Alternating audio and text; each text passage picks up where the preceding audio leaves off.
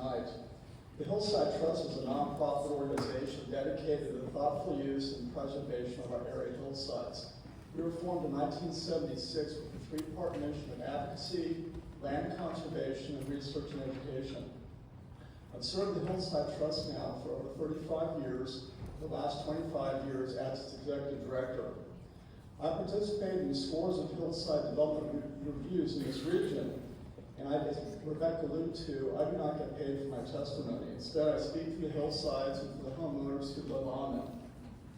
In my 4 decades with the Hillside Trust, I've observed numerous landslides throughout our region. So destructive are these landslides that I commissioned the Hillside Trust in 2021 to commission a landslide documentary that appeared on WCPO TV in September of 2022. And just as background, we are one of 4 regions in the country that's considered a high landslide area according to the U.S. Geological Survey.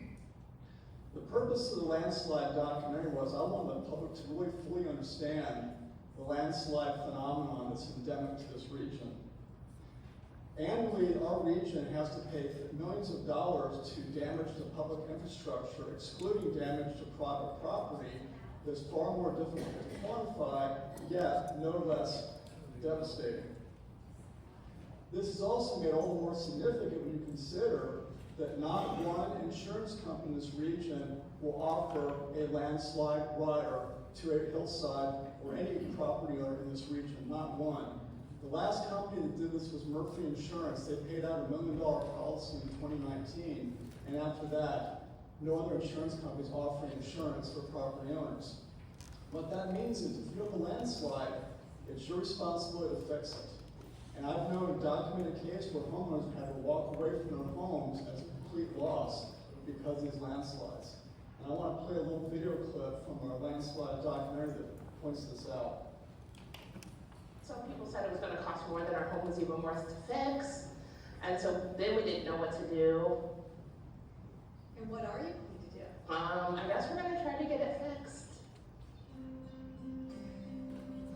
Before any condos were here, this section of Riverside Drive was selected for the 1998 City-Roma Home Show. The Hillside Trust knew this area was an active landslide, and they raised the alarm. Qualls was the mayor. The response of the home builders to the Hillside Trust bringing them the information that it was unstable was we're not going to take the risk of doing this and we're not going to assume the liability.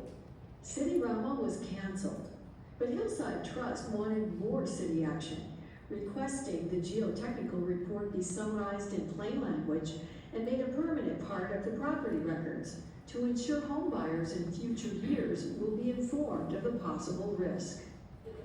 They did not do it.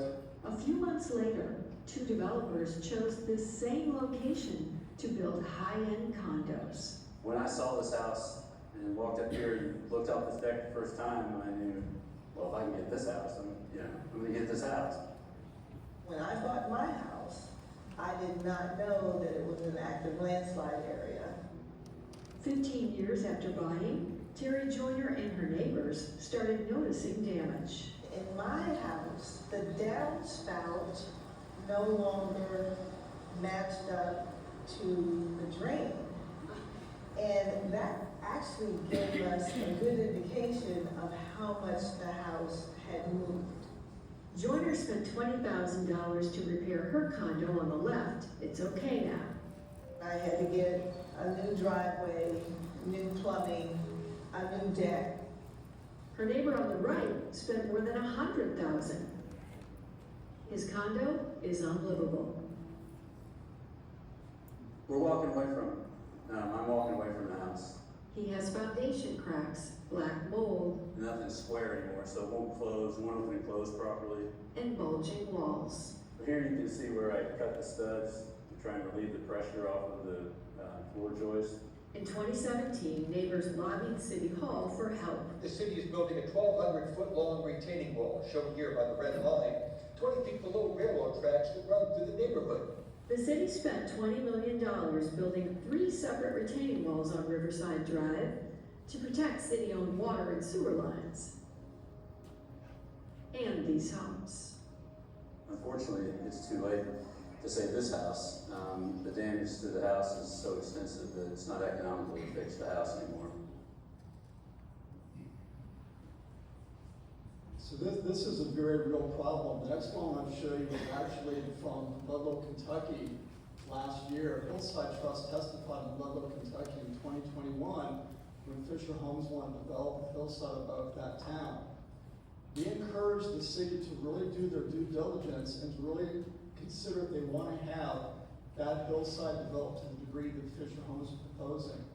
At the very least, we asked the city of Ludlow to at least get an independent report that could counter the report was produced by Fisher Homes. They declined to do that.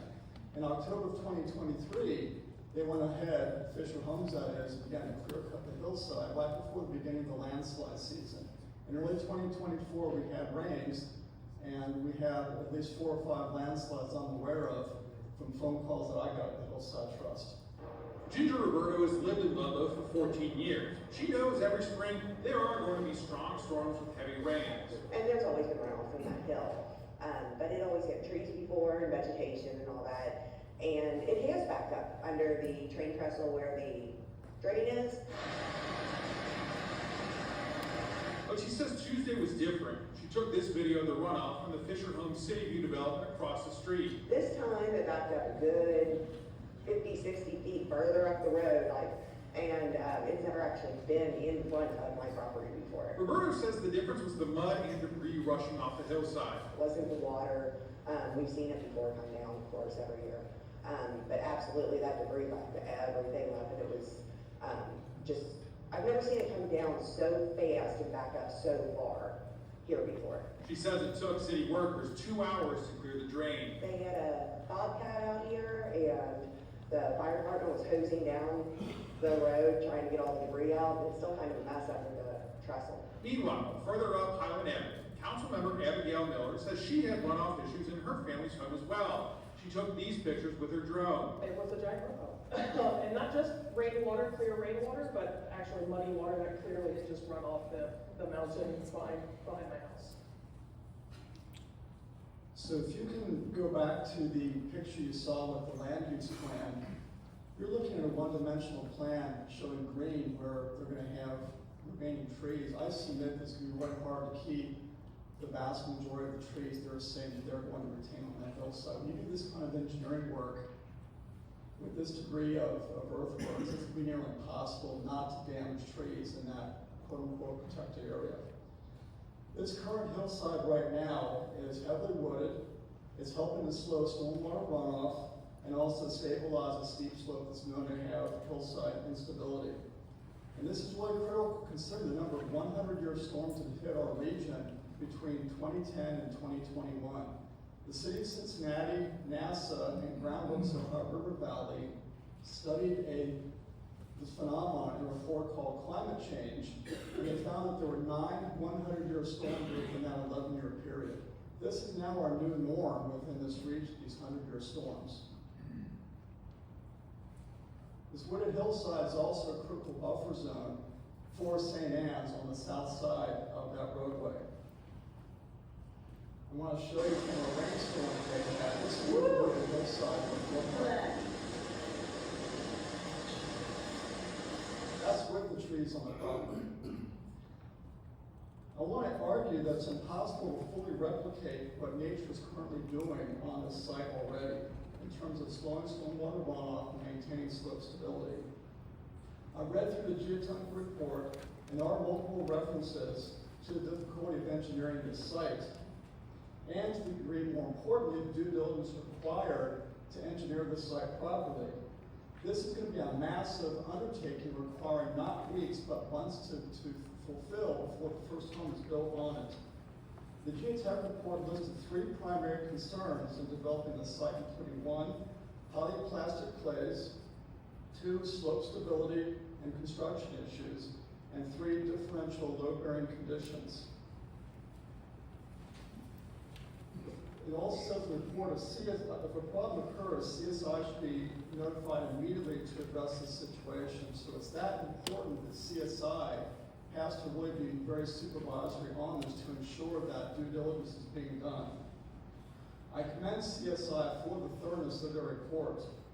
That said, the site prep work alone is going to require extreme care, supervision, and excellent timing with respect to weather to ensure that this development will have a chance to succeed moving forward. And I will say too, a lot of the calls that I get in my office, a lot of the landslides rather, that I get called out on, usually it's about 15 to 25 years after the development has occurred. By then you've got maybe 2, 3 property owners in the equation who have no idea what they bought into. And on that note, I want to argue here that it's very rare that a home buyer can actually see a geotechnical report based on the property they're considering buying. And this is one of the most important investments they're going to make in their lifetime. And if I happen to be a prospective property owner or buyer in this area, I'd be highly wary of what the geotech report has indicated, including the propensity for cosmetic cracks, structural cracks, and also problems with roadways and driveways if the engineering is not followed to the letter and also the due diligence is done to ensure safety as this development is being executed. The fact that also multiple homes on St. Anne's further downhill share the same slope is also to me additional cause for concern with regard to developing this hillside.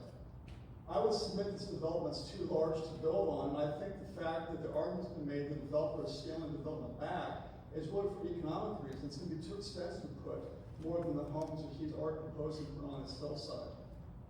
I would say at best, it'd be real wise to not even build anything on this hillside. However, if you are so inclined to have to offer something to the developer, I would say at the very most, consider having the developer do a single loaded street where there's only homes north of the right of way and not south going into the hillside.